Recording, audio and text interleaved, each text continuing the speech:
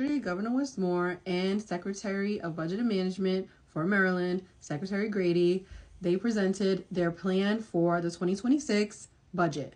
And here are some of the details. There are 4 priorities in the budget. 1 is to grow the economy, to strengthen the labor force, to modernize government, and then to fix what is broken in our tax system. So we'll start from the bottom and talk about what they want to do to fix the broken tax system. The first thing is to reform the tax code. It will make it simpler, fairer, and pro-growth, as it says there, and nearly 2/3 of Marylanders will receive a tax cut. 22% will see no changes, and 18% will have to pay a little bit more. As the governor stated in his Baltimore Sun article, there will be no raise on sales tax or property tax, and they will overall lower the corporate tax rate. People were asking me who is considered a high earner. So now we know that the high earners are anyone who make over $500,000. If you make between $500,000 and $999,000, you will pay a tax rate of 6.25% per this budget. Anyone making over $1 million will pay 6.5%. Currently, these people are paying 5.75%. Another change is that they will double the standard deduction and we will no longer be able to claim itemized deductions. The proposal also lowers the corporate tax rate, which will incentivize employers to come to and people to build businesses in Maryland. And it will also increase sports wagering tax as well as table gaming tax. And then in 2027, there will be an increase on the cannabis tax rate. Based on the chart provided in the presentation, this will raise $987 million to invest in Maryland. The governor also wants to grow our economy. So as it says here, they have proposed new money for commercial hubs, industries of the future like life sciences, IT, and aerospace and defense.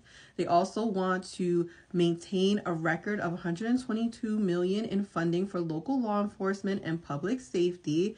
And they also want to invest in a clean economy. So there's a whole list of proposals that they have. I'm not going to go into them, but if you want, I will send you the link so you can look at the proposal in detail. Another priority is to invest in our workforce, which means that we need to invest in education.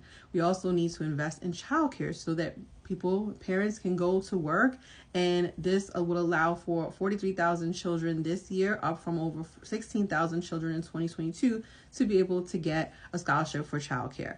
Also, it says there's an additional $5 million for the Employment Advancement Right Now program, which supports apprenticeships and workforce training programs to targeted industries and sectors. The last priority is to modernize the government. So they want to eliminate $50 million of wasteful spending, preserve $141 million for the future of the blueprint, which is for our education programs.